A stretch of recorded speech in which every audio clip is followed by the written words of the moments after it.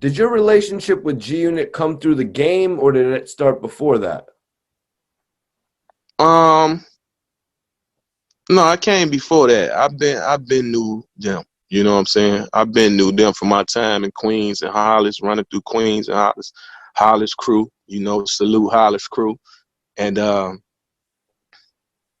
it just be coming full circle. You know, so from the business side of things, I was a part of Black Wall Street. You know what I'm saying? So in the midst of that, you know, of course, we became closer because before that, I was at Violator. You know what I'm saying? So I was at Violator in producer management. That was the office. I had the first office. As soon as you walk through the door to the right, that was my office.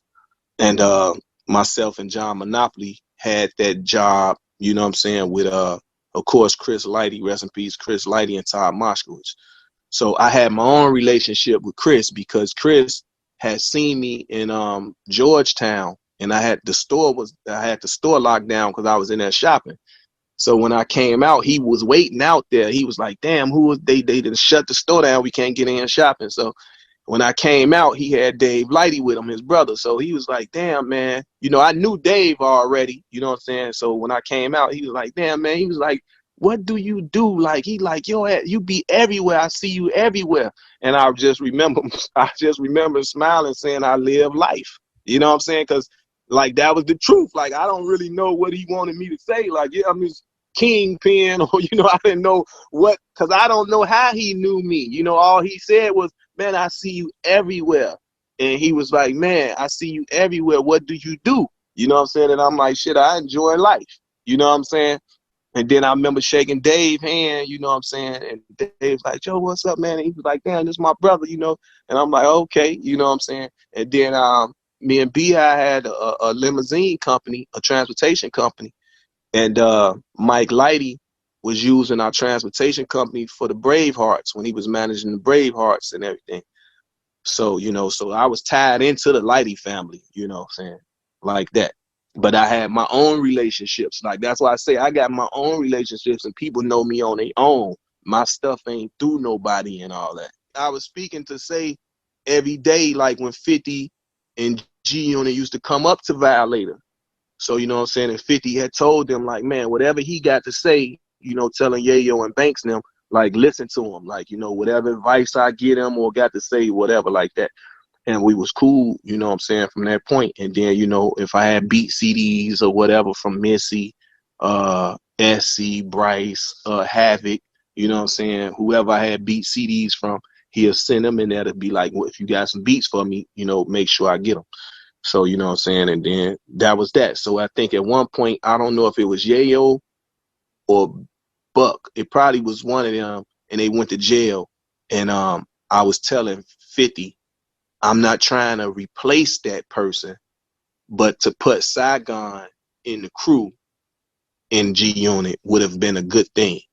You know what I'm saying? So, and they was in talks with that for a minute. I think Saigon actually put that in his book.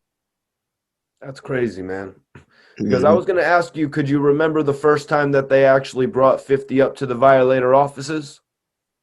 I don't remember exactly the first time, but I know I was there. I know I was there seeing them coming. You know what I'm saying? I know that. Hmm. Damn, so that's crazy. Like 50 actually told them to take some of this guy's advice when he's offering you some advice.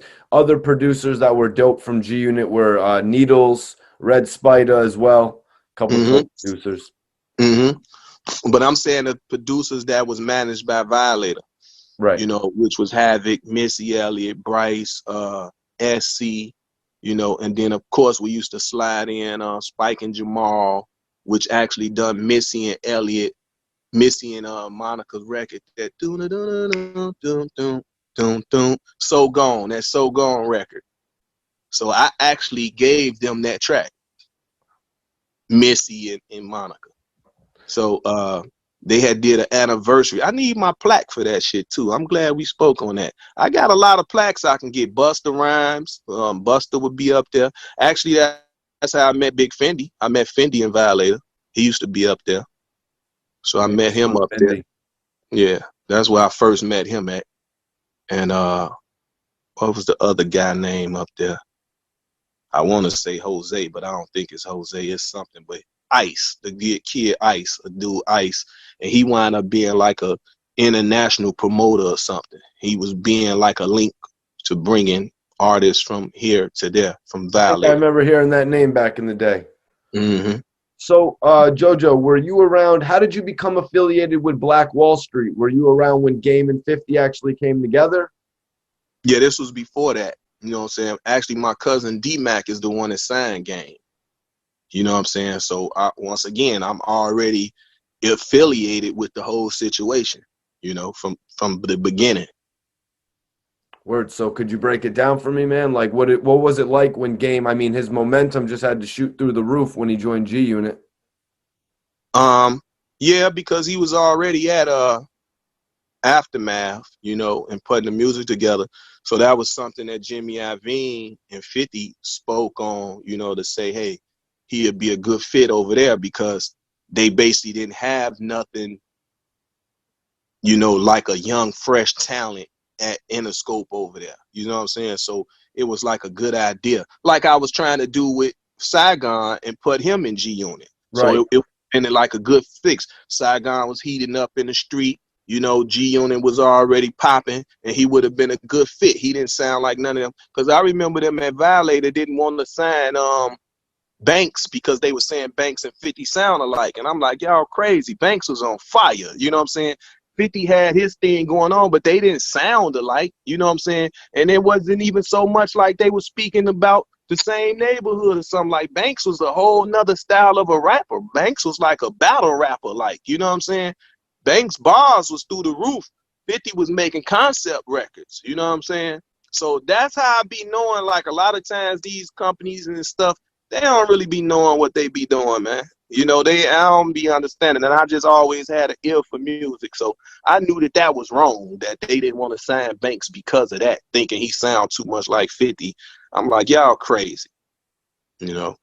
Damn, that's pretty Yeah. dope, man. Because I was just thinking about it, like obviously with what you were just saying, the Game was the West Coast, Young Buck, obviously the South, Mm-hmm. Saigon, New York. Mm-hmm. Obviously, if the executives weren't believing in Banks, and you know what I mean, Yayo got locked up, so Saigon would have been that fresh voice from New York. How did 50 react when you voiced Saigon, or how did the other executives react? No, because it was me and 50. You know what I'm saying? 50 was like, he just was like, all right, you know, like he'd think about it, whatever. You know what I'm saying? And then him and Saigon was in cahoots. They were two-way paging at the time. So, you know, we was all in cahoots. You know what I'm saying? That's what's up, Yeah. man. Definite possibility. And then I don't know what happened, but 50 wound up dissing Saigon. I forgot what happened or what it was, but he wound up dissing Saigon because he said, I just remember something that something about Saigon. He's like, oh, Saigon's a bum. You know what I'm saying? And I remember that, and I don't know why. I forgot. I'm actually called Sai and asked him like, what the hell happened? I forgot now. But and that's when it was kind of like, oh, 50 after that. You know what I'm saying? Like, why would he do Major salute to Saigon. He's got a second win right now. He's rocking with Tech that? Nine, I believe. Mm-hmm. Mm-hmm. And he just dropped a book too.